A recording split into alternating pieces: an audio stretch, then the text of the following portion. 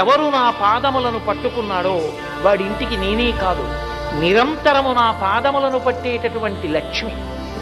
నా నాభికమలంలోంచి పుట్టినటువంటి ఆ 4 పద్మముల వంటి ముఖములు ఉన్న నా కొడుకు చతుర్ముఖ బ్రహ్మ, నేను ఎన్నడూ విడిచిపెట్టి ఉండలేని నా నిశ్చలికాడైనటువంటి పరమేశ్వరుడు, ఇచ్ఛాశక్తి జ్ఞానశక్తి క్రియాశక్తి స్వరూపిణులైనటువంటి లక్ష్మీ సరస్వతి రుద్రాణి, ఇక పిల్లలు అందరం కలిసి కద్దమైన ప్రజాభూతామయి సంభవ కద్దమా అన్నట్టు మేమందరం కలిసి మీ ఇంటికి వస్తాం. నా పాదముల వంక చూస్తే చాలు, నా పాదములు పట్టుకుంటే చాలు, మీ ఇంట్లోనే ఉంటాను. మీరు ఆర్తితో వెంకటరమణుడి పాదముల వంక చూడటమే మీ గుండెల్లోకి మీ ఇంట్లోకి రమ్మని ఆహ్వానం పలకడం,